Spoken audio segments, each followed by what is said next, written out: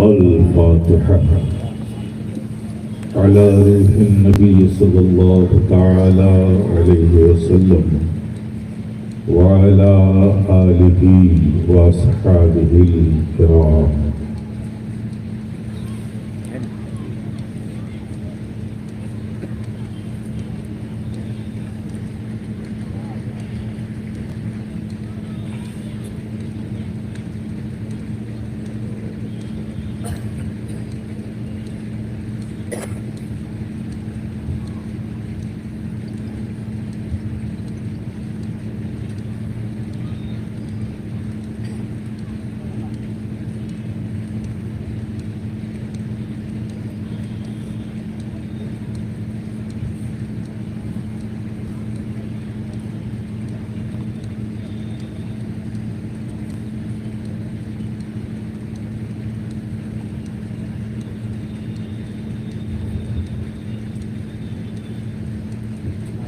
إن الله وملائكته يصلون على النبي يا أيها الذين آمنوا صلوا عليه وسلموا تسليما. اللهم صل على سيدنا ومولانا محمد وعلى آل سيدنا ومولانا محمد كما تحب وترضى أن تصلي عليه صلاة وسلام عليك يا رسول الله. سبحان ربك رب العزة عما يصفون وسلام على المرسلين والحمد لله رب العالمين.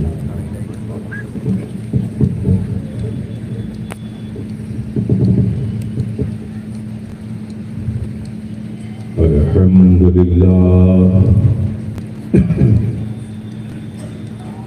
الحمد لله نعبده ونستعينه ونستغفره ونؤمن به ونتوكل عليه ونعوذ بالله من شرور أنفسنا ومن سيئات أعمالنا. من يهده الله فلا مضل له ومن يضلله فلا هادي له.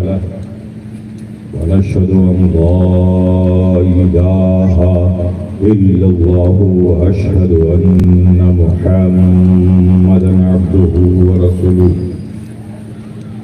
أما بعد فأعوذ بالله من الشيطان الرجيم. بسم الله الرحمن الرحيم.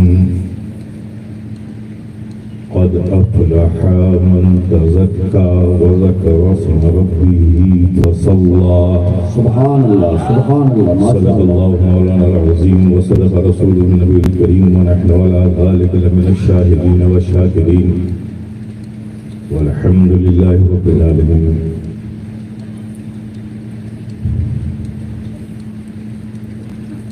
اسٹیج پر علماء افروز علماء ذوی الاحترام مساجد کے معزز ائمہ کرام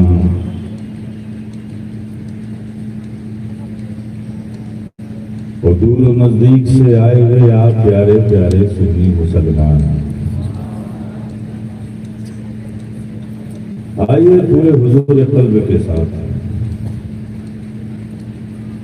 اپنے قلب کو عشق و محبت سے سرشار کر کے مدینے کی پربہار گلیوں کا تصور کر کے گنبد خضرا کے حسین تصورات میں کھو کر تاجدار مدینہ راحت قلب و سینہ صلی اللہ تعالی علیہ وسلم کے حضور محبت سے جھوم جھوم کر پوری دیانتداری اور ایمانداری کے ساتھ درود پاک پڑھیں. اللهم صل على سيدنا ونبينا مولانا محمد وعلى آل سيدنا مولانا محمد وبارك وسلم وصلوا عليه. ایک بار اور بابا سے بلند جی لگا کے درود پاک پڑھیں. اللهم صل على سيدنا محمد وعلى آل سيدنا ومولانا محمد كما تحب وترضى بأن تصلي عليه صلاة وسلام عليك يا رسول الله. ایک بار اور محبت سے نبی اور آل نبی پاک صلی اللہ علیہ نبی امی والہ صلی اللہ علیہ وسلم. صلاة وسلام علیک یا رسول اللہ، صلاة وسلام علیک یا حبیب اللہ، صلاة وسلام علیک یا نبی اللہ. حضرات،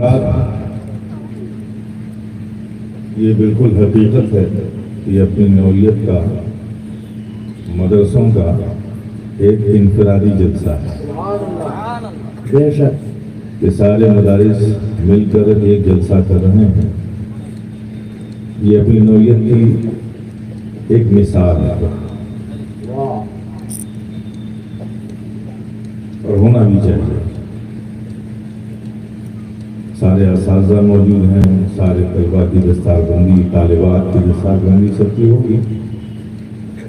طالبات کو رضا پیش کی جائے گی اور حفظ قرات میں فراغت حاصل کرنے والے بچوں کے سروں پر دستار رکھی جائے گی. یہ منظر آپ اپنی آنکھوں سے دیکھیں گے. آپ سب یہاں اہل محبت اس بزم محبت میں حاضر آئے. میں آپ سب کے لیے اپنے دل کی گہرائیوں سے دعا کرتا ہوں کہ مولا کریم آپ سب کا یہاں آنا مبارک فرمائے.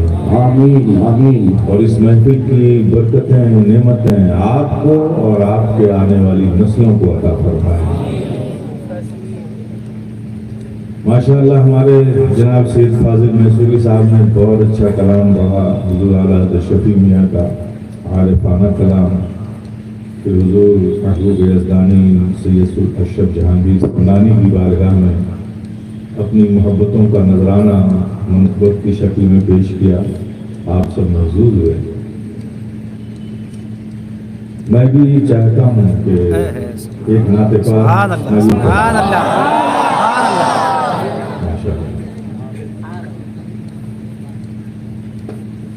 بات حقیقت کی ہے کہ جب تک یہ زبان، یہ دل، یہ فکر، یہ خیال بارگاہ رسالت معاد میں منظوم خراج عقیدت پیش نہیں کر لیتا، موڈ ہی نہیں بنتا. میں محبت سے پڑھ رہا ہوں میرے پیارے، آپ محبت سے سماعت کریں اور یہ ذہن نشی کریں کہ نعت پاک وہ چیز ہے جو کبھی پرانی نہیں ہوتی. کیونکہ نعت پاک اس ذات کی تعریف کا نام ہے جس کی کوئی بات پرانی نہیں ہوتی، تو اس کی تعریف میں لکھی گئی نعت کیسے پرانی ہوتی. نعت پاک کا معاملہ تو بس یہ ہے کہ جب سنا جائے محبت سے سنا جائے، جب پڑھا جائے محبت سے پڑھا جائے. وہ دل میں کیفیت پیدا کرتا ہے، محبتوں میں اضافہ کرتا ہے، دل میں خوشی اور سکون پیدا کرتا ہے. تو میں اپنی جانب سے یہ آپ کو یقین دلاتا ہوں کہ میں محبت سے پڑھ رہا ہوں.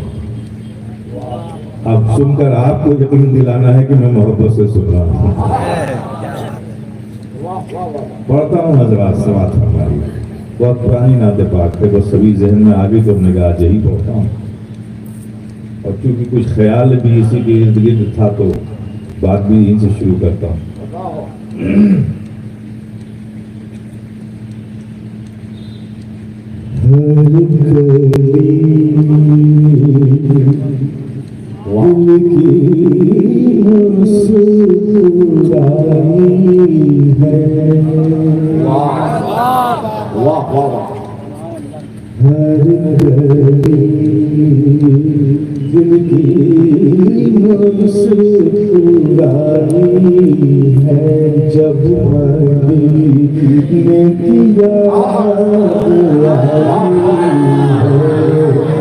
جب مدینے کی یاد آئی ہے،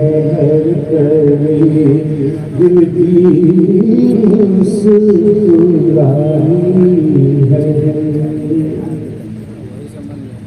کیوں نہ مشکل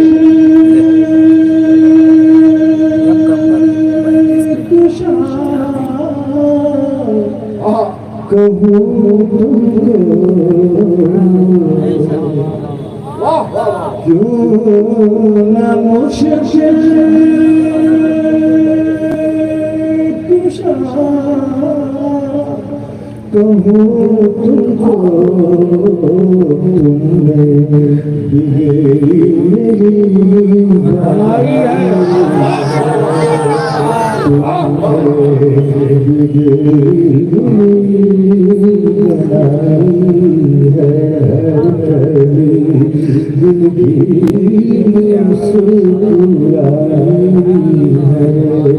جب نے کیا اور یہ شعر جو اللہ سماعت فرمائے تو کوئی یقین کا شعر ہے حقیقت کا شعر ہے اس کی کاشتی تو خوف کیا جس نے اس کی کاشتی تو خوف کیا جس نے کمری والے سے نعرہ تکبیر نعرہ رسالت حضور شیخ اعظم کلام حضور شیخ اعظم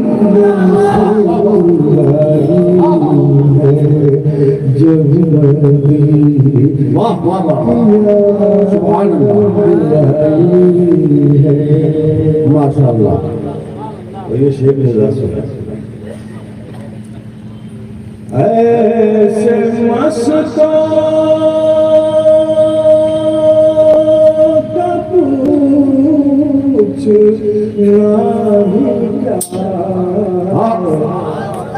ایسے مستوں کا پوچھ جن کو سرکار نے پلائی ہے جن کو سرکار نے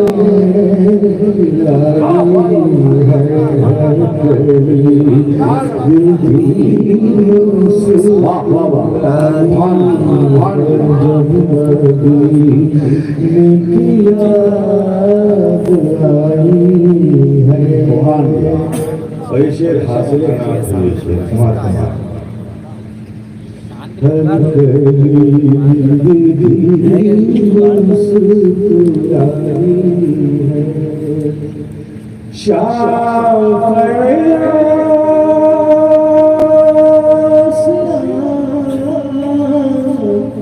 محمد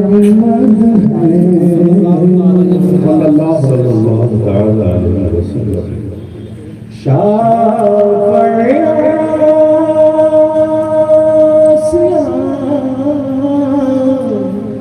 محمد ہے بات اپنی بنی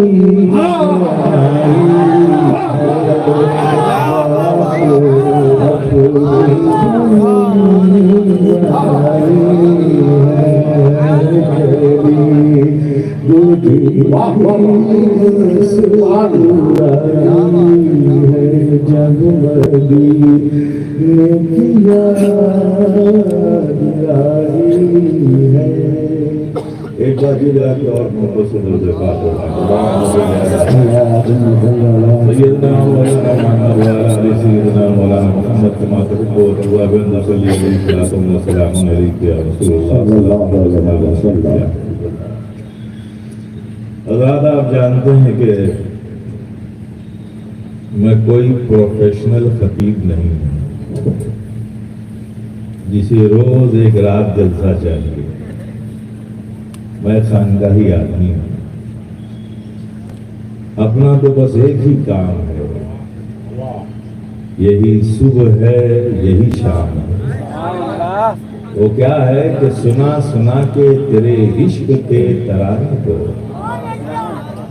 سنا سنا کے تیرے عشق کے ترانے کو لگا رہا ہوں تیری راہ پہ زمانے واہ واہ واہ واہ، لگا رہا ہوں سبحان اللہ، تیری راہ پہ زمانے کو بے شک، کی محمد سے وفا تو نے تو ہم تیرے ہیں، کی محمد سے وفا تو نے تو ہم تیرے ہیں، یہ جہاں چیز ہے کیا لوح و قلم تیرے ہیں، واہ واہ واہ، لا يمكن الثناء كما كان حقه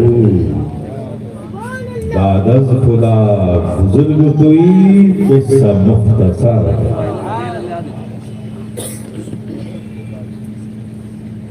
عقیدے کے تحفظ کے لیے حضرت شیخ سعدی کا یہ شعر ہی کافی ہے۔ کیا فرماتے ہیں شیخ سعدی؟ لا يمكن الثناء كما كان حقه، واہ واہ واہ، ممکن ہی نہیں ہے آقا کوئی آپ کی تعریف آپ کا جیسا حق ہے اس حق کے مطابق کوئی آپ کی تعریف کر سکے، یہ ممکن ہی نہیں ہے۔ بے شک بے شک، ہم تو بس اتنا جانتے ہیں کہ خدا کے بعد زمین و آسمان میں جو بزرگ برتر ذات ہے آقا بس آپ کی ذات ہے۔ حضرت شیخ سعدی نے جو فرمایا نا لا یمکن، ممکن نہیں، یہ ان کے عقیدت کی بولی نہیں ہے، یہ حقیقت کی بولی ہے، واہ واہ، یہ حقیقت کی بولی ممکن ہی نہیں ہے۔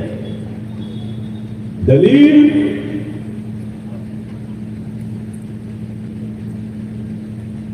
کسی کی تعریف جیسا اس کا حق ہے اس کے حق کے مطابق کرنے کے لیے ضروری ہے کہ اس کی حقیقت کو جانا جائے، تبھی اس کے حق کے مطابق تعریف ہو سکتی ہے۔ مجھے نہیں پتا کہ آپ ڈاکٹر ہیں کہ فزیشین ہیں کہ آپ سرجن ہیں کہ آپ تاجر ہیں کہ آپ کاروباری ہیں، آپ سیٹ ہیں، آپ کیا ہیں، مجھے نہیں پتا، تو میں تعریف پھر آپ کے حق کے مطابق نہیں کروں گا۔ ایک کامن تعریف جو ہوتی ہے آپ بہت اچھے ہیں، you are looking very smart, آپ بہت گڈ، بہت you are behaviour is very good, آپ کا اخلاق بہت اچھا ہے، آپ دکھنے میں بہت اچھے لگتے ہیں، آپ بہت اچھے، یہ سب ایک کامن تعریف تو کر سکتے ہیں، واہ واہ واہ، لیکن جیسا اس کا حق ہے، ڈاکٹر کا حق ہے کہ اس کی تعریف اس کے پروفیشن کے مطابق ہونی چاہیے۔ آپ بہت اچھے فزیشین ہیں، آپ کی ڈائگنوس بہت اچھی ہے، آپ کو مرض کی شناخت بہت اچھی ہے، آپ جو پرسکرپشن لکھتے ہیں، دوا کا پرچہ لکھتے ہیں، مریضوں کو جو دوا دیتے ہیں وہ کافی افیکٹو ہے، مؤثر ہے، آپ بہت اچھے ڈاکٹر ہیں۔ یہ بات میں کب کہوں گا جب مجھے معلوم ہوگا کہ یہ ڈاکٹر ہے، جب مجھے معلوم ہوگا کہ آپ وکیل ہیں تو میں آپ کے پروفیشن کے حساب سے آپ کی تعریف کروں گا، آپ بہترین وکیل ہیں، کورٹ میں کھڑے ہو کے کیا آرگومنٹ کرتے ہیں، آرگومنٹ کے لیے آپ جتنے ایویڈنس اکٹھا کرتے ہیں، جتنی محنت کرتے ہیں، جتنی اچھی ڈرافٹنگ کرتے ہیں اور پھر جج کے سامنے پیش کرتے ہیں کہ جج آپ کی ڈرافٹنگ، آپ کے آرگومنٹ کو ماننے کے لیے تیار ہو جاتا ہے اور ججمنٹ آپ کے حق میں جاتا ہے، اس لیے کہ آپ بہت اچھے وکیل ہیں۔ لیکن اگر ہمیں معلوم نہ ہو کہ یہ شخص وکیل ہے کہ ڈاکٹر ہے تو پھر ظاہر ہے کہ کامن تعریف ہوگی۔ تو یہ بات طے ہے کہ کسی کی تعریف اس کے حق کے مطابق کرنے کے لیے ضروری ہے کہ اس کے حقیقت کی معرفت ہو، حقیقت کی جان پہچان ہو، حقیقت کو جانا جائے یہ ہے کیا۔ جب حقیقت کو جانیں گے تو اس کے حق کے مطابق تعریف ہوگی۔ آپ اس بات کو مانتے ہیں؟ بولیے، میں صحیح کہہ رہا ہوں؟ رائٹ اور رانگ؟ رائٹ۔ اب نبی کی حقیقت ان کے حق کے مطابق تعریف کرنے کے لیے نبی کی حقیقت کی معرفت ضروری۔ واہ، جب تک نبی کی حقیقت کی معرفت نہیں ہوگی تو نبی کی تعریف ان کے حق کے مطابق کیسے ہوگی؟ واہ واہ واہ واہ، کیا بات. کون کر سکتا ہے نبی کی حقیقت کی معرفت؟ کس نے کیا ہے نبی کی حقیقت کی معرفت؟ کون کر پائے گا نبی کی حقیقت کی معرفت؟ خیال ہوا تھا کہ کوئی کرے یا نہ کرے ضرور ہوئی ہوگی نبی کی حقیقت کی معرفت. واہ. وہ جو نبی کے ساتھ بچپن میں ساتھ رہے، وہ جو نبی کے ساتھ جوانی میں رہے، وہ جو غار ثور میں نبی کے ساتھ رہے، وہ جو ہجرت کے ایام میں نبی کے ساتھ رہے، وہ جو نبی کے ساتھ آخری آرام گاہ میں بھی ہوں گے، وہ کوئی نہ جانے لیکن وہ ضرور جانتے ہوں گے جنہیں افضل البشر بعد الانبیاء بالتحقیق سیدنا ابو بکر صدیق کہتی ہے، وہ ضرور جانتے ہوں گے. واہ واہ واہ. یہ خیال ہوا تھا، یہ خیال آیا تھا کہ نبی کی حقیقت کی معرفت کسی کو ہو یا نہ ہو، انہیں تو ہوگی. لیکن میرے پیارے، جب ہم نے ان صدیق اکبر کو، ان صدیق اکبر سے نبی کو یہ کہتے سنا یا ابا بکر لم یعرفنی حقیقت غیر ربی، اے ابو بکر میری حقیقت کو میرے رب کے سوا کسی نے نہیں جانا. واہ واہ واہ. کن ابو بکر سے کہہ رہے ہیں آقا؟ ہم ابو بکر سے کہہ رہے ہیں جن کے بارے میں حضرت عمر فرماتے ہیں کہ میں زندگی بھر اس کوشش میں لگا رہا کہ کوئی کام نبی کہیں اور ابو بکر سے پہلے میں اسے کر دوں. واہ واہ. لیکن حضرت عمر فاروق فرماتے ہیں کہ مجھے ابو بکر نے کبھی اس کا موقع ہی نہیں دیا. کیا بات.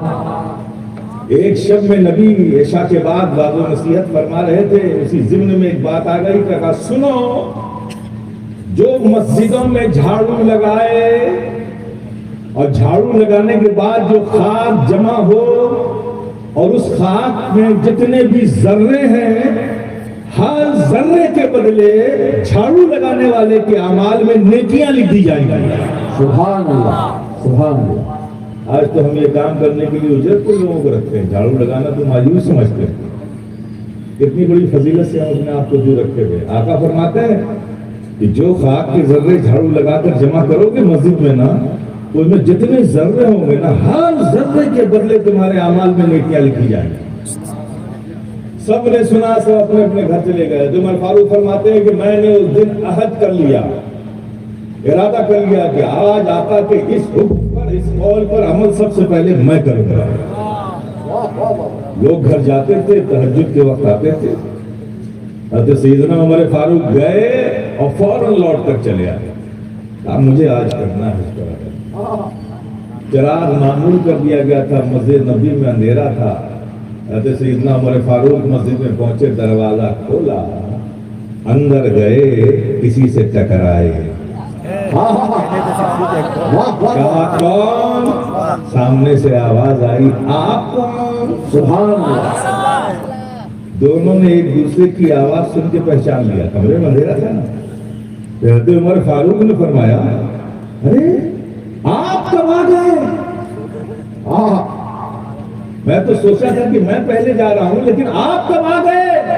کہا میں گھر گیا ہی کب تھا جو واپس آ گیا.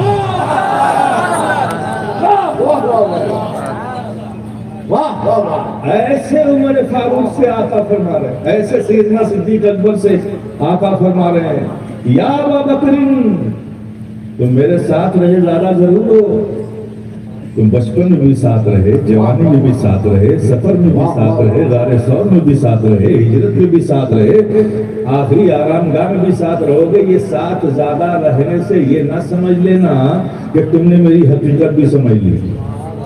کون ابو بکر سے نبی فرما رہے ہیں؟ وہ ابو بکر کہ جب سب لوگ مسجد نبی سے رخصت ہوتے تھے، آقا اپنے گھر کی طرف جاتے تھے، تو سیدنا صدیق اکبر ساتھ ساتھ جاتے تھے. سبحان اللہ. اور جب گھر کے اندر نبی داخل ہو جاتے تھے تو سیدنا صدیق اکبر گھر تک چھوڑ کر اپنے گھر نہیں جاتے تھے، بلکہ نبی کی چوکھٹ پہ سر رکھ کر وہیں سو جاتے تھے. اور پوری رات کبھی رخسار کو اس رخسار کو چوکھٹ پہ رکھتے تھے، کبھی اس رخسار کو چوکھٹ پہ رکھ کے پوری رات گزارتے تھے. اور جب پھر دروازے پر آہٹ ہوتی تھی تو اٹھ کر کھڑے ہو جاتے تھے، پھر نبی کے ساتھ ساتھ مسجد نبوی تشریف لے آتے تھے۔ یہ سیدنا ابوبکر صدیق کا معمول بن گیا تھا۔ کسی نے پوچھا، آگے میں خیال ہے اے ابو بکر، اے سیدنا صدیق اکبر، سارے لوگ گھر جاتے تھے، آپ رات بھر نبی کی چوکھٹ پر رات گزارتے تھے، آخر یہ معاملہ کیا تھا؟ کہا یہ عشق کی بات ہے، یہ دل کی تو کیا جانے گا۔ کہا سن، ابو بکر کو یہ منظور ہی نہیں، ابو بکر کے عشق کو یہ گوارا نہیں کہ نبی جب گھر کے اندر داخل ہو تو نبی کو آخری دیکھنے والا ابو بکر کے سوا کوئی اور ہو، اور جب نبی گھر سے باہر آئے تو ابو بکر کے علاوہ پہلا دیکھنے والا کوئی اور ہو۔ نعرہ تکبیر، نعرہ رسالت، جانشین مخدوم اشرف، جشن دستار بندی، مدارس اہل سنت، ایسے ابو بکر سے فرما رہے ہیں، سبحان اللہ سبحان اللہ، یا ابا بکر یعرفنی حقیقت غیر ربی، واہ واہ واہ، اے ابو بکر میری حقیقت کو میرے رب کے سوا کسی نے نہیں جانا۔ واہ، کیا فرمایا؟ رب کے سوا، رب کے سوا کی بھی ایک لسٹ ذہن میں بناؤ۔ رب کے سوا حضرت آدم رب تو نہیں ہے نا، رب کے سوا ہے نا، تو آدم رب کے سوا، شیش رب کے سوا، نوح رب کے سوا، زکریا رب کے سوا، یعقوب رب کے سوا، ایوب رب کے سوا، صالح رب کے سوا، یوسف رب کے سوا، ابراہیم رب کے سوا، اسماعیل رب کے سوا، عیسیٰ رب کے سوا، موسیٰ رب کے سوا، نون رب کے سوا۔ یہ سب ان میں سے کوئی رب تو نہیں ہے نا، سب رب کے سوا ہے نا۔ آؤ آقا کی بارگاہ میں چلتے ہیں۔ آقا آپ بھی تو رب کے سوا ہیں، آپ بھی تو رب نہیں ہے۔ کہنا کیا چاہتے ہیں؟ یہی تو کہنا چاہتا ہوں کہ میں کیا ہوں وہ میں بھی نہیں جانتا، وہ تو صرف رب جانتا ہے۔ سبحان اللہ سبحان اللہ، زندہ باد، وہ تو صرف رب جانتا ہے، واہ، وہ تو صرف رب جانتا ہے۔ میرے پیارے شیخ سعدی نے فرمایا لا يمكن الثناء كما كان حقه بعد الخدا۔ بزرگ تمہیں قصہ مختصر، سبحان اللہ، اس نبی کی حقیقت کے معرفت رب کے سوا کسی کو ہو ہی نہ، تو ان کی تعریف ان کے حق کے مطابق کون کر سکتا؟ واہ، حضرت مولا علی مشکل کشا شیر خدا فاتح خیبر تشریف لا رہے ہیں، سامنے سے نبی ادھر سے جا رہے ہیں، آمنا سامنا ہوا، قریب ہوئے، نبی نے دیکھا علی کو، علی نے باادب ہو کے سر جھکا لیا اور ہاتھ باندھ لیا تعظیم میں۔ نبی مسکرا پڑے، علی سے کہا علی تم نے محمد رسول اللہ کو کبھی دیکھا ہے؟ پوچھ کون رہا ہے؟ محمد رسول اللہ، اور علی سے پوچھ رہے ہیں کہ تم نے کبھی دیکھا ہے؟ تم نے کبھی دیکھا؟ کس علی سے نبی نہیں دیکھا؟ وہ علی مکے میں پیدا ہوئے، دنیا مکے جاتی ہے، حسرت سے آنکھیں کھول کر مکے کی زیارت کرتی ہے، دل میں تڑپ لیے رہتے ہیں کہ کاش کہ مکہ جلد سے جلد ہماری نظروں کے سامنے آ جائے، ایک نظر مکے کو دیکھ لیں۔ علی مکے میں پیدا ہو رہے ہیں، آنکھیں بند، بنو ہاشم کے خاندان کے سارے افراد آئے، علی کو گود میں لیا، خوش ہوئے کہ ابو طالب کے گھر بچہ پیدا ہوا ہے، لیکن صدمہ بھی ہوا کہ آنکھیں نہیں کھولتا، سب نے یہی سمجھا تھا کہ یہ آنکھوں سے معذور ہے۔ افسوس بھی ہوا کہ بچہ پیدا ہوا لیکن آنکھوں سے معذور، ایک ایک کر کے سب آئے، گود میں اٹھاتے رہے، مبارکباد بھی دیتے رہے، دکھ لے کر گھر جاتے رہے۔ سب سے اخیر میں نبی رحمت صلی اللہ تعالی علیہ وسلم تشریف لائے، آقا تشریف لائے، آقا نے بھی اس رواج کے مطابق علی کو گود میں لیا۔ جیسے ہی علی کو گود میں لیا، پٹ سے آنکھیں کھول دی، آنکھیں کھول دی۔ مصطفیٰ جان رحمت صلی اللہ تعالی علیہ وسلم مسکرا دیے، اپنا لعاب درہم علی کی منہ میں ڈالا، کھول دیا کہ علی سے پوچھا اے علی، سارے لوگ آئے آپ کو گود میں لیتے رہے، آپ نے آنکھیں نہیں کھولی، آقا جانے رحمت آئے، آپ کو کیسے پتا چلا کہ یہ اوروں کی گود نہیں ہے؟ یہ آنکھیں کھول دی، اس راز کو تو کیا سمجھے گا؟ لیکن علی نے پہلے سے ارادہ کر لیا تھا کہ کعبے کو بعد میں دیکھوں گا، پہلے جانے کعبہ کو دیکھوں گا، پہلے جانے کعبہ کو دیکھوں گا۔ یہ آنکھیں کعبہ کو اس وقت دیکھیں گی جب یہ آنکھ جانے کعبہ کو دیکھ لے گی، پھر کعبہ کو دیکھے گی۔ اس علی سے پوچھ رہے ہیں تم نے کبھی دیکھا ہے؟ تم نے کبھی دیکھا ہے؟ وہ علی فتح مکہ کے وقت یاد کرو، فتح مکہ ہو گیا، نبی کعبے کے اندر گئے،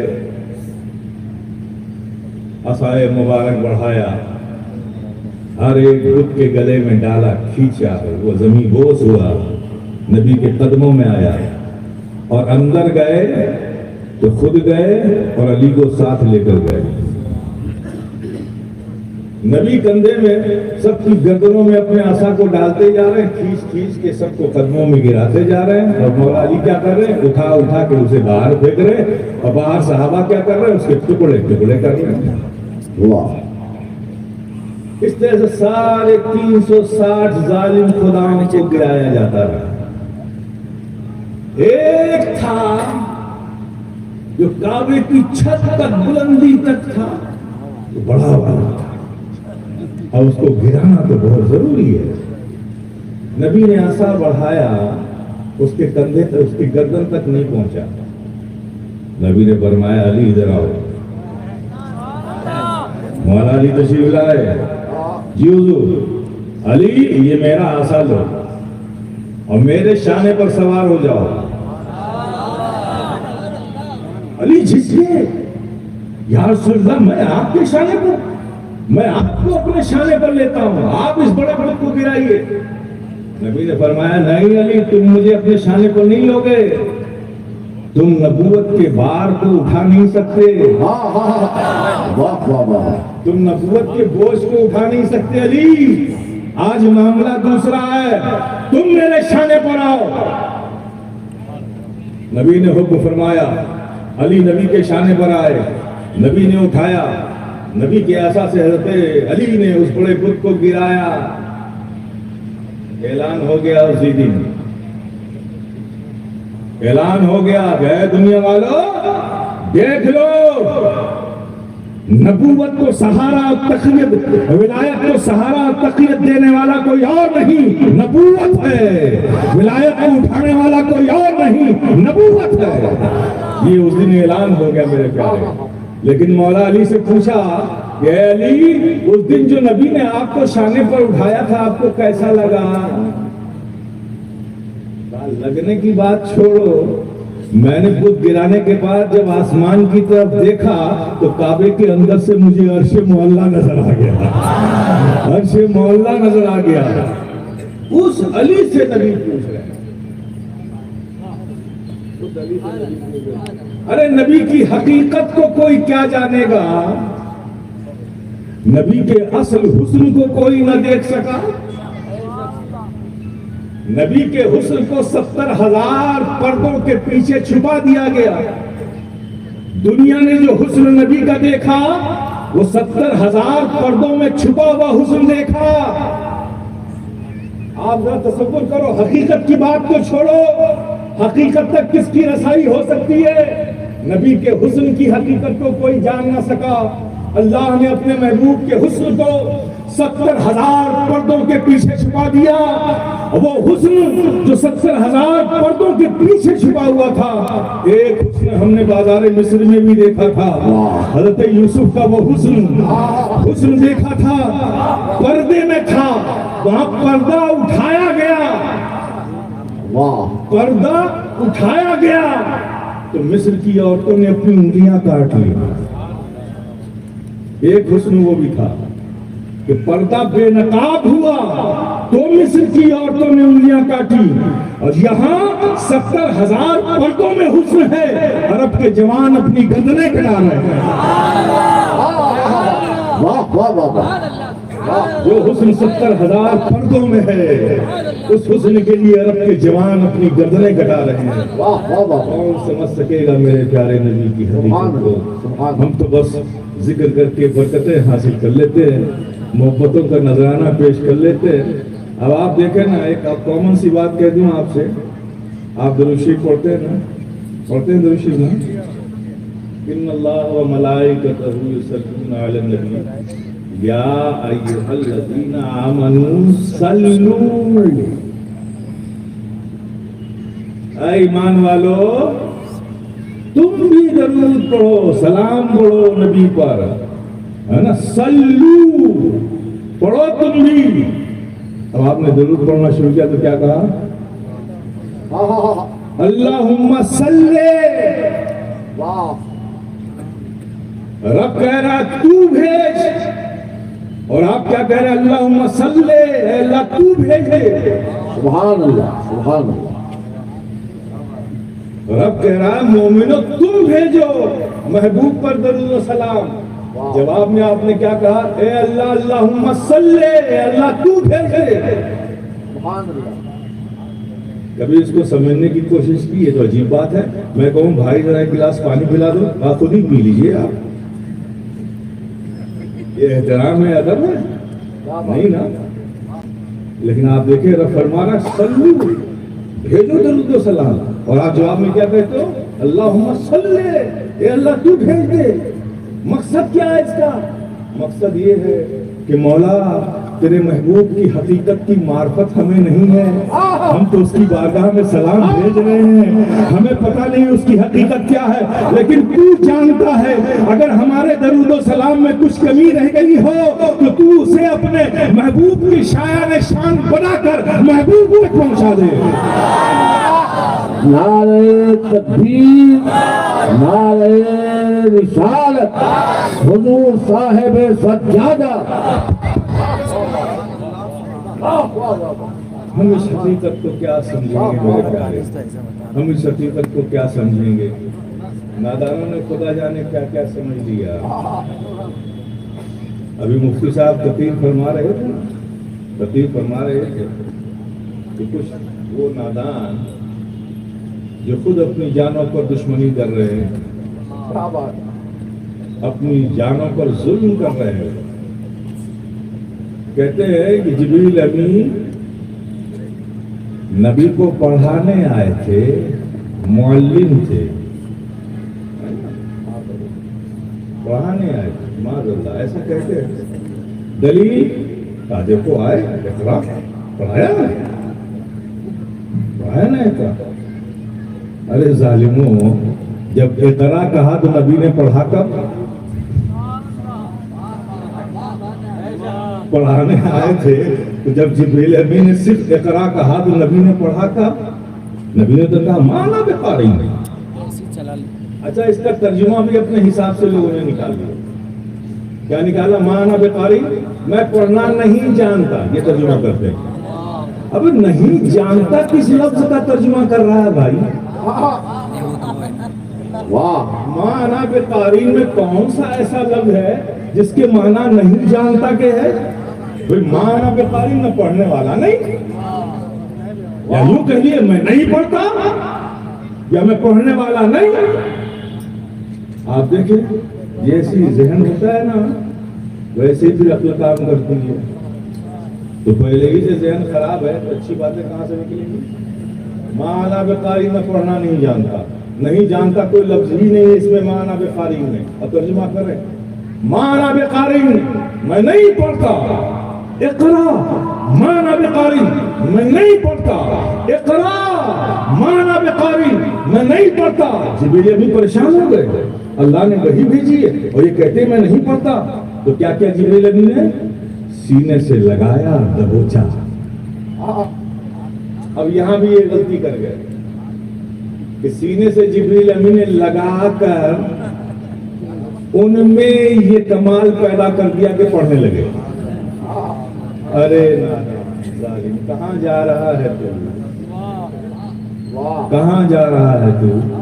جبریل امین وہی لے کر آئے تھے دینے کے لیے نبی کہہ رہے مانا بے قاری میں پڑھنے والا نہیں. جبریل بھی پریشان ہوئے, سینے سے لگایا دبوچا, تو پھر جبریل امی پر نبی کے قلب کی حالت روشن ہوئی. انہوں نے جانا کہ کیوں نہیں پڑھ رہے ہیں, تو کہا اگر ان سے پڑھوانا ہے تو جن کی یادوں میں یہ ڈوبے ہوئے ہیں ان کا نام لو تو یہ پڑھیں گے. تو پھر انہوں نے کہا اقرا باسم ربک الذی, پڑھیے اپنے رب کے نام سے جس کی یادوں میں آپ ڈوبے ہوئے ہیں. جانتین مخدومت حضور صاحب سجادہ.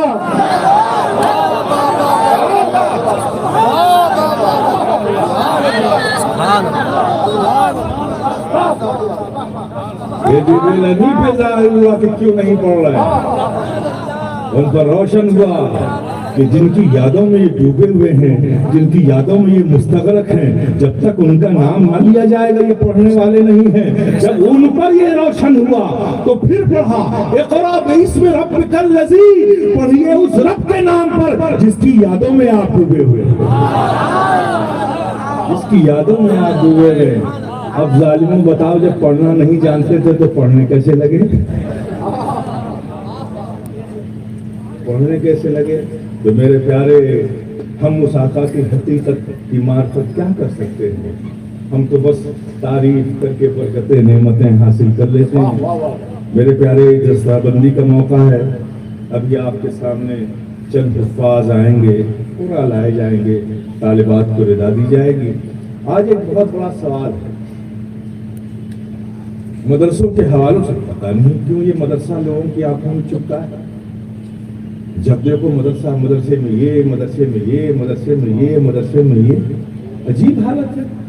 کبھی سمجھنے کی کوشش نہیں کی کہ مدرسہ پڑھاتا کیا ہے. مدرسوں پر غلط نظر رکھنے والوں, ان مدرسوں کی آج پوری دنیا انسانیت کو ضرورت ہے. صرف مسلمانوں کو نہیں, پوری دنیا انسانیت کو ضرورت ہے. آپ کہیں گے عجیب بات کہہ رہے ہیں صاحب, مسلمان تو پڑھتے نہیں ہیں, آپ پوری انسانیت کی بات کر رہے ہیں. کیا کہنے ہیں؟ آج دنیا کی پرابلم کیا ہے, ذرا اس پہ غور کرو. دنیا کے پاس کس چیز کی کمی ہے, ذرا غور تو کرو. کیا ڈاکٹرز کم ہیں, کیا انجینئرز کم ہیں, کیا سائنٹسٹ کم ہیں, کیا فزیشین کم ہیں, کیا وکیل کم ہیں, کیا دانشور کم ہیں, کیا پروفیسر کم ہیں, کیا لیکچرر کم ہیں, کیا کالجز کم ہیں, کیا یونیورسٹیز کم ہیں. کس چیز کی کمی ہے دنیا کے پاس؟ لیب بھی ہے, ریسرچ انسٹیٹیوٹ بھی ہے, پینٹاگون جیسی ایک بہت بڑا ادارہ بھی ہے جہاں دن رات بیٹھ کر لوگ نئے نئے ریسرچ کرتے رہتے ہیں. سب کچھ تو دنیا کے پاس ہے, لیکن مجھے میرے پیارے بتاؤ, کیا دنیا کو صرف اسی چیز کی ضرورت ہے؟ اگر دنیا کے لیے ایک انجینئر بن جانا کافی ہوتا, اگر دنیا کے لیے صرف ایک ڈاکٹر کافی ہوتا, اگر دنیا کے لیے صرف ایک سائنٹسٹ بن جانا کافی ہوتا, تو آج یہ دنیا میں خوریزیاں نہ ہو رہی ہوتی, انسان قتل عام نہ کر رہا ہوتا, ظلم کر کے انسان پرسکون نہ نظر آتا. میرے پیارے, آج پوری دنیا انسانیت کو ڈاکٹر کے ساتھ ساتھ, انجینئر کے ساتھ ساتھ, فزیشین کے ساتھ ساتھ, میڈیسن ڈاکٹر کے ساتھ ساتھ, ایک سرجن کے ساتھ ساتھ, آرتھوپیڈک کے ساتھ ساتھ, پروفیسر کے ساتھ ساتھ ایک اچھے انسان کی بھی ضرورت ہے. آج یہ پینٹاگون میں بیٹھ کر یہ سائنٹسٹ, اگر سائنٹسٹ کے ساتھ ساتھ ایک اچھے انسان بھی ہوتے تو پینٹاگون میں بیٹھ کر یہ اس بات پر ریسرچ نہیں کر رہے ہوتے کہ ایسی میزائل بنائی جائے جس سے لاکھوں انسان آنے واحد میں تباہ ہو جائے.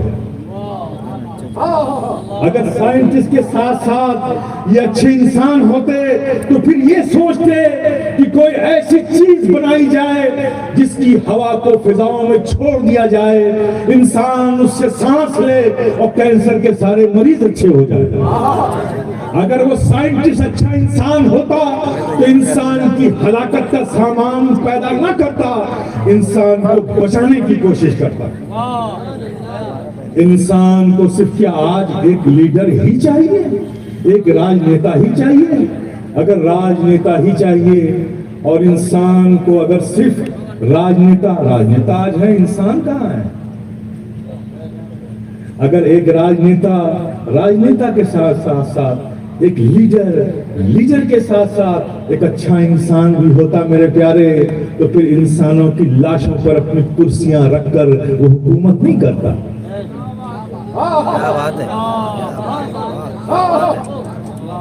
ایک فزیشین، ایک سرجن، ایک ڈاکٹر، اگر ڈاکٹر کے ساتھ ساتھ ایک اچھا انسان ہوتا میرے پیارے، تو ایک شخص کا ایکسیڈنٹ ہو گیا، لوگوں نے اس کو ایمبولینس میں ڈالا، لے جا کر اسٹریچر پہ ہاسپٹل میں رکھا، ڈاکٹر کو انفارم کیا کہ ایک ایکسیڈنٹل کیس ہے، زندگی و موت سے انسان جوجھ رہا ہے۔ اگر وہ ڈاکٹر انسان ہوتا تو اسے بچانے کی کوشش شروع کر دیتا، لیکن وہ انسان نہ تھا، صرف ڈاکٹر تھا۔ اس نے کیا کہا کہ جاؤ کاؤنٹر پہ پہلے رپورٹ لکھاؤ، پھر پیسے جمع کرو، پھر آؤ گے میرے پاس تب میں علاج کروں گا۔ اگر وہ ڈاکٹر انسان بھی ہوتا تو پھر یہ نہ کہتا، بلکہ اس مریض کو بچانے کی کوشش پہلے کرتا تھا۔ تو میرے پیارے، انسان کو آج صرف ایک ڈاکٹر کی نہیں بلکہ ایک اچھے انسان کی بھی ضرورت ہے۔ آج انسانیت کو ایک اچھے فزیشین کی نہیں، ایک اچھے فزیشین کی ضرورت ہے۔ آج انسان کو ایک سول انجینئر کی صرف ضرورت نہیں بلکہ اچھے سے انسان کی ضرورت ہے۔ ایک انسان کو، آج کی انسانیت کو ایک سائنٹسٹ کی ضرورت صرف نہیں بلکہ ایک اچھے انسان کی بھی ضرورت ہے۔ میرے پیارے، تو یہ اچھے انسان کو اچھا انسان کون بناتا ہے؟ کیسے بنے گی یہ انسان اچھے انسان؟ میرے پیارے، دنیا میں اسکول، کالجز اور یونیورسٹی میں جتنے بھی سلیبس پڑھائے جاتے ہیں، وہ کیمسٹری ہو، وہ باٹنی ہو، وہ فزکس ہو، وہ جغرافیہ ہو، وہ ہسٹری ہو، وہ جیومیٹری ہو، وہ الجبرا ہو، وہ میتھمیٹکس ہو، وہ سوشل سائنس ہو، اکنامیکل سائنس ہو، کوئی بھی کتاب پڑھائی جاتی ہو، مجھے بتاؤ، مجھے ان تمام کتابوں کے کسی ایک چیپٹر میں انسان کو اچھا انسان بنانے کا کوئی لیکچر موجود ہے؟ کیا میتھمیٹکس میں کوئی ایسا فارمولا ہے جس سے انسان کو اچھا انسان بنایا جا سکے؟ کیا الجبرا میں کوئی ایسا فارمولا ہے جو انسان کو اچھا انسان بنا سکے؟ کیا فزکس اور باٹنی میں کوئی ایسا لیکچر، کوئی ایسا چیپٹر موجود ہے جو انسان کو اچھا انسان بنانے کا درس دے سکے؟ میرے پیارے، اس روئے زمین پر جتنے بھی فنون پڑھائے جاتے ہیں، جتنی بھی کتابیں پڑھائی جاتی ہیں، ان کسی ایک کتاب میں بھی انسان کو اچھا انسان بنانے کا کوئی بھی درس تم کو نہیں ملے گا، کوئی بھی لیسن تم کو نہیں ملے گا، کوئی چیپٹر تم کو نہیں ملے گا۔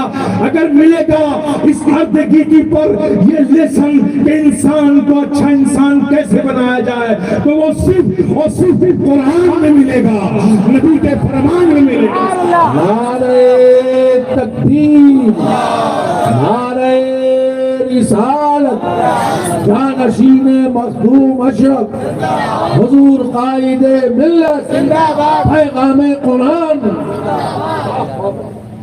اگر کہیں ہو میرے پیارے تو دکھا دو، میں ماننے کو تیار ہوں، میں طبیعتاً ضدی نہیں ہوں، کوئی حق پیش کرے تو مان لیتا ہوں۔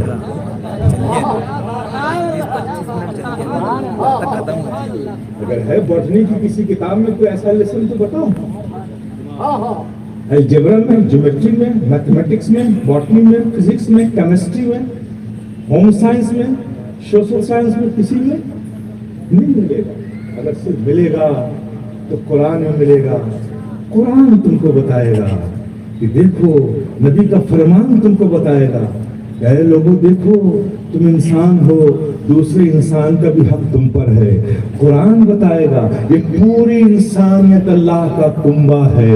یہ قرآن بتائے گا ایک بے گناہ انسان کا قتل پوری انسانیت کا قتل ہے. یہ قرآن بتائے گا. یہ نبی کا فرمان بتائے گا کہ وہ اچھا مومن ہو ہی نہیں سکتا جو اپنے پڑوسی کو ایذا پہنچائے. یہ نبی کا فرمان بتائے گا. یہ نبی کا فرمان بتائے گا کہ راستے میں اگر کوئی پتھر پڑا ہو اسے تم ہٹا دو گے تو پتھر کے ہٹانے پر بھی تمہیں ثواب ملے گا. یہ نبی کا فرمان بتائے گا کہ اگر کسی کی بھوکے ہوئے کتے کو تم نے روٹی کھلا دی تو تمہیں اس پر بھی ثواب ملے گا. کسی پیاسی بلی کو اگر پانی پلا دیا تو اس پر بھی تمہیں ثواب ملے گا. اگر کسی یتیم کے سر پر شفقت کا ہاتھ رکھ دیا تو اللہ اس سے بھی راضی ہوگا اور تمہیں ثواب عطا کرے گا. یہ سارے انسانیت و مانوتا کے فرمان، یہ اپدیش، یہ ورڈنگ، یہ لیسن، یہ چیپٹر دنیا کی کسی کتاب میں نہیں ملے گا تو صرف قرآن میں ملے گا، نبی کے فرمان میں ملے گا. زندہ باد زندہ باد. سبحان اللہ سبحان اللہ. کہیں نہیں ملے گا میرے پیارے. میں کہتا ہوں کہ تم نے دیکھا مسلمان ایسے مسلمانوں کو دیکھا. ارے پیارے یہ تم طالبانیوں میں اسلام کو کیا ڈھونڈ رہے ہو؟ کیا بات. طالبانی جو مسجد کے اندر نماز پڑھنے کی حالت میں لوگوں کو گولیاں مار دے، کیا بات. کون سا اسلام ہے یہ؟ کیا کہنے. بے قصور انسانوں کا قتل کرنے والا مسلمان ہوگا؟ کیا بات. وہ نبی کا امتی ہوگا؟ اور تم طالبانیوں میں اسلام کو دیکھ رہے ہو. آؤ ہم تمہیں دعوت دیتے ہیں. واہ. اسلام دیکھنا ہے تمہیں، اسلام دیکھنا ہے تو ان طالبانیوں میں نہیں. آؤ دیکھنا ہے تو دیکھو خواجہ کے غلاموں میں دیکھو، محبوب سونا کے چاہنے والوں میں دیکھو، محبوب الہی کے گھر پہ جبی رسائی کرنے والوں میں دیکھو.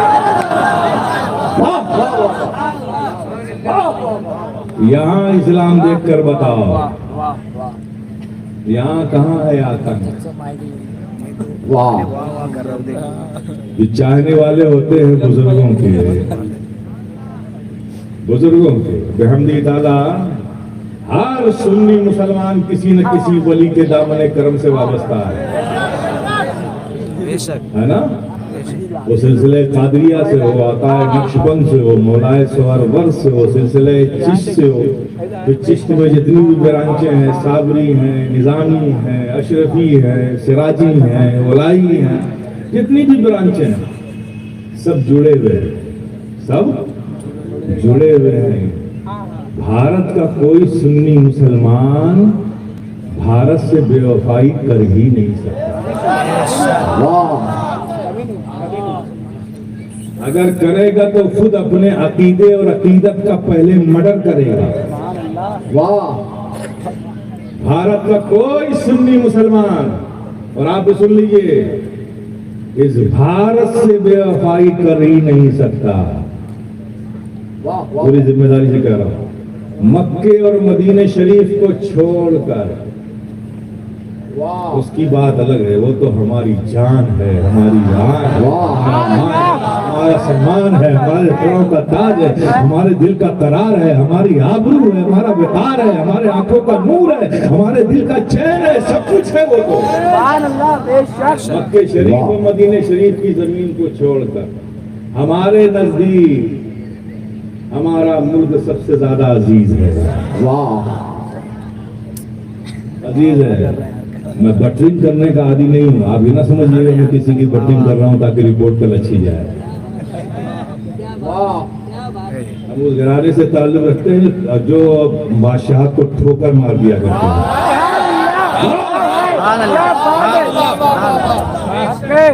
بٹرنگ نہیں کرتا.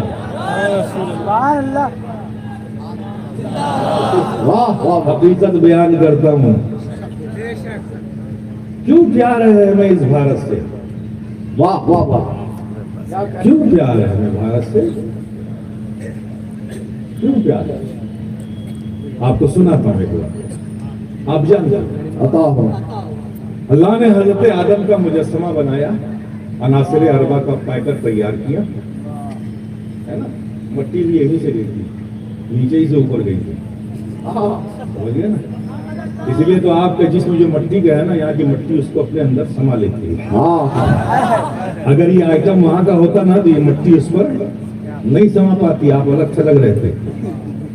तो यहीं से गई थी, इसीलिए यहीं डाल दिया जाता, मट्टी अपने अंदर उसको जज्ब कर लेती है। वाह वाह। तो अनासरे अरबा का पैकर बनाया, हजरत आदम का मुजस्समा तैयार हो गया। फिर क्या किया अल्लाह ने, रूह को अंदर डाला, रूह अंदर गई, वापस आ गया।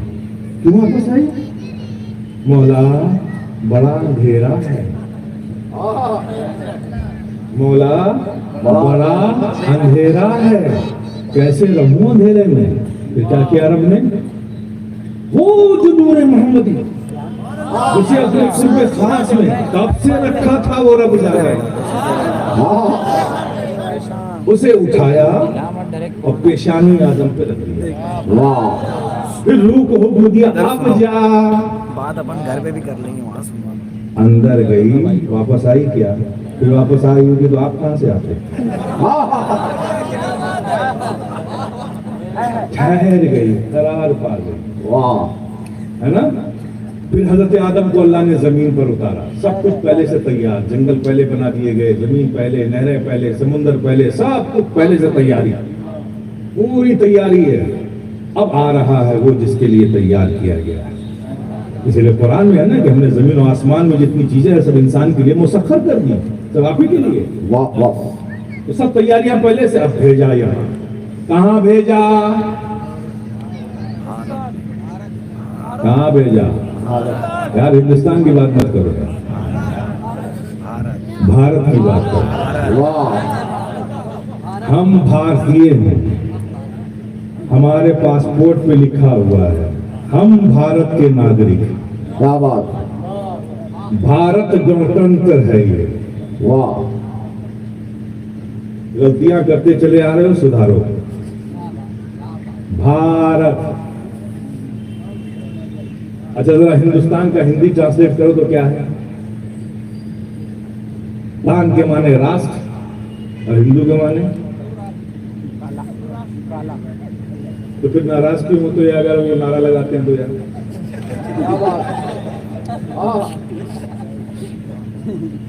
हम भारत के नागरिक, संविधान, पासपोर्ट पे भी लिखा हुआ है भारत गणतंत्र, क्या लिखा हुआ है? भारत। तो हजरत आदम कहाँ उतरे? भारत में। और भारत बहुत बड़ा महाद्वीप था उस वक्त, बड़ा सभी, उसमें कोलंबो आता था, उसमें अफगानिस्तान आता था, आज का मौजूदा पाकिस्तान, बांग्लादेश, भूटान, सिक्किम, नेपाल, सब इस महाद्वीप का आते। वाह। इतनी बड़ी जमीन, पूरा यूरोप पड़ा, पूरा साउथ अफ्रीका पड़ा, पूरा साउथ एशिया पड़ा, नॉर्थ एशिया पड़ा, वस्त एशिया पड़ा, मशरिक़ वुस्ता, कहीं भी उतार देता। क्या बात। ये भारत ही क्यों आया है? कहां उतारा? भारत में। अब जरा इंसाफ से बोलो, हजरत आदम आए तो अकेले हजरत आदम आए? वो पेशानी पे जो नूरे मोहम्मदी रखा था वो साथ ना आया? तो हमें गर्व है, फख्र है, तहदीस नेमत के तौर पर हम कहते हैं, ऐ भारत के वासियों, शुक्र करो कि तुम भारतीय हो, इसलिए कि अल्लाह के प्यारे हबीब आका और मौला के नूर का नुज़ूल इस भारत में हुआ, ज़ुहूर मक्का में हुआ।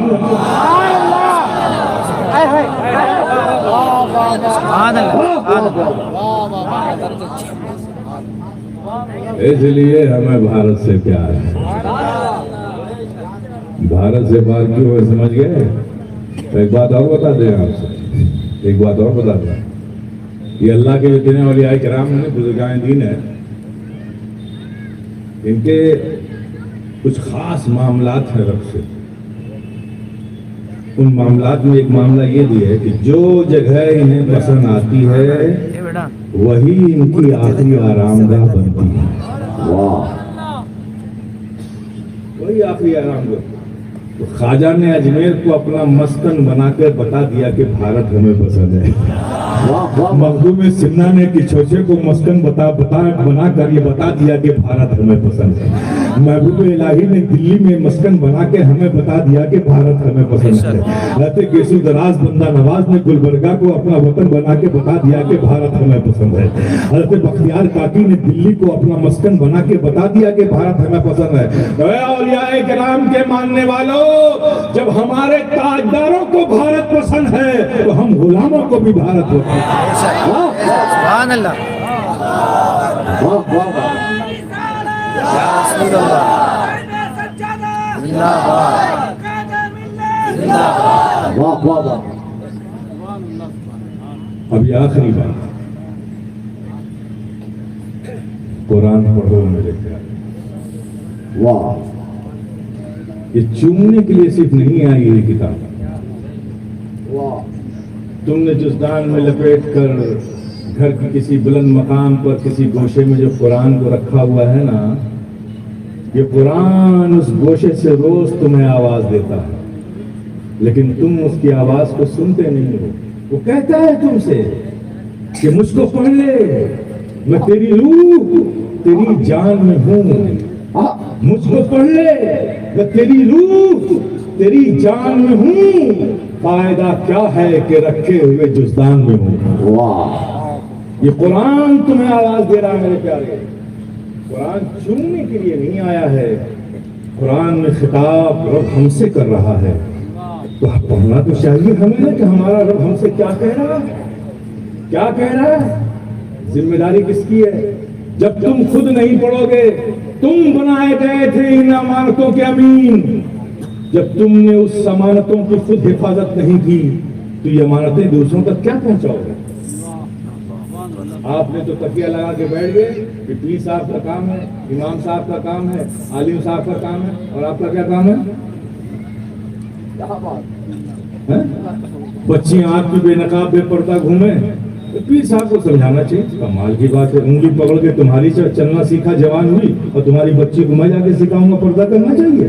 کیا بات. یاد رکھو، یہ کہنے سے اپنا دل مت بہلاؤ، دھوکے میں مت ڈالو اپنے آپ کو. اللہ نے ہر باپ کو اپنے گھر کا حاکم بنایا ہے. اگر اولادیں تمہاری بگڑیں گی تو محاسبہ تم سے بھی ہوگا.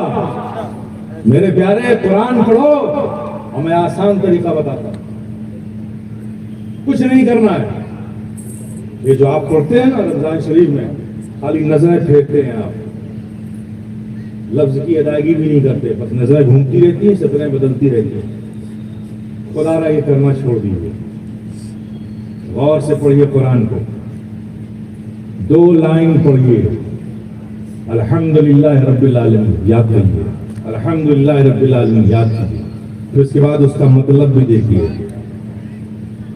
الحمدللہ رب العالمین، ساری تعریف اللہ کے لیے، صرف اللہ کے لیے. دوسرے دن پھر کچھ 1-2 لائن یہ پڑھیے، پھر اسے یاد کیجیے، پھر اس کا ترجمہ بھی ذہن میں بٹھائیے. کتنے سال لگیں گے؟ 4 سال، 5 سال، 6 سال؟ کم سے کم 6 سالوں میں اتنی سمجھ تو آ جائے گی کہ رب ہم سے قرآن میں کہہ کیا رہا ہے. یہ جو آپ نظریں پھراتے ہیں نا، اچکتی ہوئی نظریں ڈالتے ہیں، یوں یوں یوں یوں یوں اور شکلیں بدلتی رہتی ہیں. مت پڑھیے، تھوڑا پڑھیے، لیکن جو پڑھیے سمجھ کر پڑھیے. تلفظ کی صحیح ادائیگی کے ساتھ پڑھیے. کم سے کم اتنی آواز سے پڑھیے کہ آپ خود سن سکیں. سمجھ گئے نا؟ جب تک آپ اتنی آواز نہیں نکالیں گے نا تو پھر پتہ ہی نہیں چلے گا عین ہے، کاف ہے کہ قاف ہے. یہ اس کی ادائیگی نہیں ہوگی. اس لیے کم سے کم اتنی آواز سے پڑھیں کہ آپ سن سکیں. اور جو تجوید ہے، جو قرآن کو قاف کو قاف پڑھنا ہے تو قاف پڑھیں، آپ کاف کو کاف پڑھنا ہے تو کاف پڑھیں. یہ تبھی ممکن ہوگا جب تھوڑا آواز سے آپ پڑھیں. ٹھیک ہے نا؟ اس طرح سے قرآن کو پڑھیے میرے پیارے. اور قرآن کو اس طرح سے پڑھیے، جب اس ذوق سے پڑھیے گا، اس شوق سے پڑھیے گا میرے پیارے، تو پھر دیکھیے گا قرآن کی کیا کیا برکتیں آپ کو ملتی ہیں. پھر قرآن بغیر پڑھے آپ کو قرار نہیں آئے گا. آپ بتائیے، یہ دنیاوی دماغ سے نکلی ہوئی چیزیں ہیں، ناول، افسانے، یہ سب کتابیں ہیں نا، یہ کسی انسانی دماغ سے نکلی چیزیں ہیں نا. آپ اٹھاتے ہو تو اسٹوری پڑھتے ہو، تو جب تک ختم نہیں کر لیتے تب تک آپ کو چین نہیں آتا کہ آگے کیا ایپیسوڈ آنے والا ہے، آگے کیا ہونے والا ہے، آگے کیا ہونے والا ہے. یہ ہے نا آپ کی کیفیت دن رات. اب تو یہ ہے کہ ٹوائلٹ میں بھی آ کے وہاں پڑھ رہے ہیں، اس لیے پڑھ رہے ہیں کہ وہ زبان آپ سمجھتے ہو. یہاں پرابلم یہ کہ یہ زبان آپ نہیں سمجھتے. تو کیوں نہیں سمجھتے؟ آپ تو اس کے امیر بنائے گئے ہو. آپ کی ذمہ داری ہے کہ اسے دوسروں تک پہنچاؤ. آپ اسے کیوں نہیں سمجھتے؟ آپ کو نوکری کی ضرورت ہوتی ہے، جرمنی جانا ہے تو جرمنی سیکھ لو گے. اسپین میں نوکری ہے تو اسپینش سیکھ لو گے. یو کے میں تم کو نوکری کرنا ہے تو انگلش سیکھ لو گے. وہی تمہاری زبان ہے. اپنی ضرورت کے لیے ہر زبان سیکھ لیتے ہو، لیکن میرے پیارے دین کے لیے، خود اپنے بچوں کے لیے، اپنی آخرت کے لیے، اپنی دنیا کی بھلائی کے لیے اگر تم اسے ضروری سمجھتے تو ہر مسلمان آج قرآن سمجھ رہا ہوتا. اس حد تک تو ضرور سمجھتا کہ اس آیت کا مفہوم کیا ہے، اس کا معنی کیا ہے، اس کا مطلب کیا ہے. کم سے کم اتنی سمجھ تو آ ہی گئی ہوتی. نہیں شروع کیا میرے پیارے، اب سے شروع کر دو. ایک سورہ پڑھو، 4 لائن پڑھو، 4 سطر پڑھو اسے بار بار پڑھو تاکہ وہ یاد ہو جائے. جب یاد ہو جائے تو پھر اس کا ترجمہ دیکھو، اسے ذہن میں محفوظ کرو. اب آگے بڑھو. زیادہ جیسے کھانے سے کوئی آدمی صحت مند نہیں ہوتا، ایسے بہت زیادہ پڑھ لینے سے کوئی بہت زیادہ ثواب نہیں ملے گا. کاؤنٹنگ نہیں ہے. آپ نے پڑھا تو کس انداز میں پڑھا، صحیح پڑھا کہ نہیں پڑھا، جو اس کا حق ہے اس کی رعایت آپ نے کی کہ نہیں کی، یہ سب کاؤنٹ ہوتا ہے میرے پیارے. یہ زیادہ پڑھنے کے چکر میں پھر شام کو چائے کی دکان پہ افطار کرنے کے بعد آج میرا ایک قرآن ختم نہیں ہوا، کل انشاءاللہ 10 دن میں پھر ایک قرآن ختم کر لیں گے. کیا کر رہے ہو؟ برکتیں حاصل کر رہے ہو، لیکن یہ تو سوچو کہ ہمارا رب راضی ہو رہا ہے کہ نہیں ہمارے پڑھنے سے. اس انداز پہ تم نے پڑھا ہے کہ نہیں پڑھا؟ میرے پیارے بھی پریکٹیکل عملی طور پر اپنے آپ کو مسلمان بناؤ. دین کے معاملات میں دنیا کو شامل مت کرو. ہر وقت اپنے رب کی رضا کی طرف اپنی نظر رکھو کہ ہمارے اس عمل سے ہمارا رب راضی ہوگا کہ نہیں ہوگا. تو انشاءاللہ یہاں بھی کامیاب ہوگے، وہاں بھی کامیاب ہوگے. آج بھی ہو جو براہیم سا ایماں پیدا، آج کر سکتی ہے انداز گلستہ پیدا. ماں توفیق.